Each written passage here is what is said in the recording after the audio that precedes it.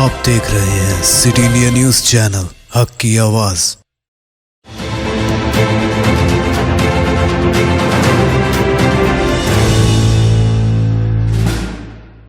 السلام علیکم ناظرین، سٹی انڈیا نیوز کے بلیٹن خبریں رفتار سے میں آپ کا استقبال ہے۔ میں ہوں نوشی۔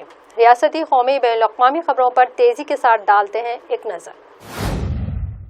نئی دہلی میں وزیر خارجہ ایس جے شنکر نے کہا کہ ہندوستان اور چین کے بہتر تعلقات سرحدوں پر بدامنی سے سیدھے طور پر متاثر ہوتے ہیں۔ ایک انٹرویو کے دوران انہوں نے واضح کیا کہ دونوں ہی ممالک کے درمیان رشتے کو سرحدی تنازع سے الگ کر نہیں دیکھا جا سکتا۔ سابق governor reserve bank Raghu Rajan نے کہا کہ ہندوستان کی معیشت بد سے بدتر ہوتی جا رہی ہے۔ ہندوستان کی جی ڈی پی کی شرح ترقی میں لاک ڈاؤن کی شروعاتی مہینوں والی سہ ماہی میں زبردست گراوٹ دیکھی گئی۔ یوں تو گزشتہ کئی سالوں سے معیشت کی حالت درست نہیں چل رہی تھی۔ ایسے میں کورونا کے سبب بغیر منصوبہ بندی کے لگائے گئے لاک ڈاؤن نے آگ میں گھی ڈالنے کا کام کیا ہے، جس کا نتیجہ یہ رہا کہ 2020 اور 21 مالی سال کے پہلے سہ ماہی یعنی اپریل سے جون کے درمیان شرح ترقی 23.9% کی تاریخی گراوٹ درج کی گئی۔ بہار کی سیاست کا بڑا حصہ ان دنوں رانچی کے ایئرنس ڈائریکٹر کے رہائش کے آس پاس گھومتا نظر آ رہا ہے۔ بہار سے پہنچے آر جے ڈی لیڈروں نے انتظامیہ کی سختی کے بعد لالو پرساد سے ملاقات کے نئے طریقے تلاش کرنا شروع کر دیے ہیں۔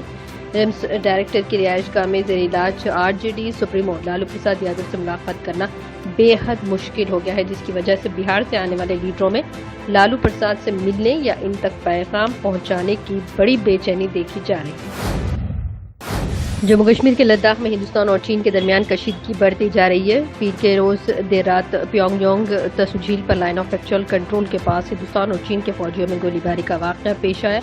چین کی سرکاری میڈیا گلوبل ٹائمز نے ہندوستانی افواج پر پیونگ یانگ سو کے جنوبی کنارے پر فائرنگ کرنے کا الزام لگایا ہے۔ ملک میں مذہبی شدت پسند عناصر کی جانب سے اقلیتی طبقے سے تعلق رکھنے والے نوجوان کو گھیر کر مارنے کا سلسلہ بدستور لگاتار جاری ہے۔ حال ہی میں بریلی میں چوری کا الزام لگا کر باسط علی نامی نوجوان کو پیٹ کر موت کے گھاٹ اتارا گیا تھا، اور اب دہلی سے وابستہ کیب ڈرائیور آفتاب عالم کو سواری بن کر یو پی میں قتل کرنے کا واردات انجام دی گئی ہے۔ مقتول ڈرائیور کے اہل خانہ کا الزام ہے کہ قتل کرنے سے قبل آفتاب کو جے شری رام کے نعرے لگانے پر مجبور کیا گیا۔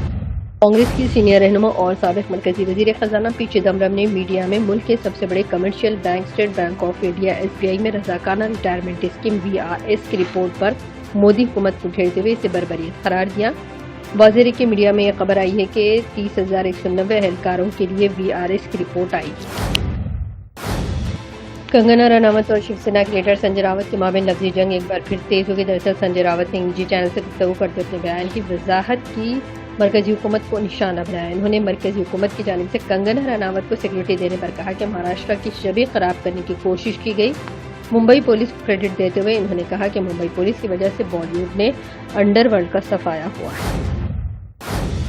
دبئی میں پولیس نے ملازمت کے 150 افراد کو کورونا وائرس کی وبا کے دوران میں پرکشش تنخواہوں کا جھانسا دینے میں ملوث ایک فراڈ گینگ کو گرفتار کیا ہے۔ دبئی پولیس کی شعبہ تفتیش فوجداری جرائم کے ڈائریکٹر بریگیڈیئر جمال سالم الجلاف نے بتایا کہ یہ گینگ جعلی ملازمتوں کے اشتہار سوشل میڈیا پر پوسٹ کرتا رہا تھا۔ اس کے ارکان درخواست دہندگان کو پرکشش تنخواہیں دینے کا جھانسا دیتے تھے۔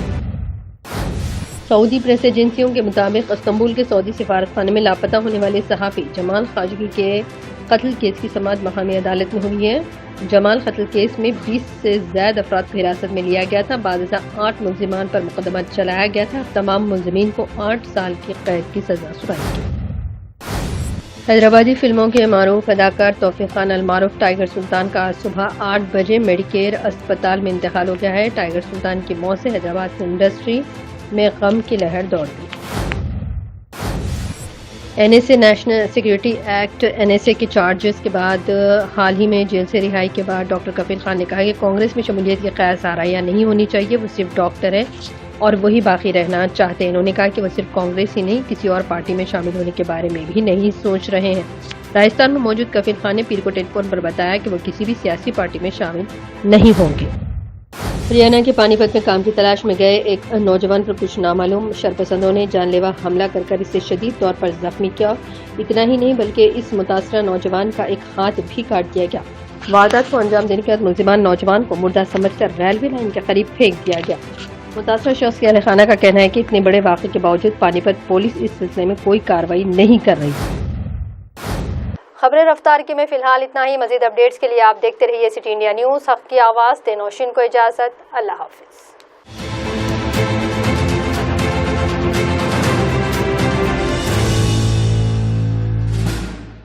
دوستو، اگر آپ کو ہماری نیوز اور انٹرٹینمنٹ تمام پروگرام پسند آتے ہیں تو پھر لائک کریں، شیئر کریں اور سبسکرائب کریں، اور ہاں، بیل آئیکن دبانا نہ بھولیں تاکہ آپ ہماری ہر نیوز اور ہر انٹرٹینمنٹ پروگرام سے اپڈیٹ رہیں.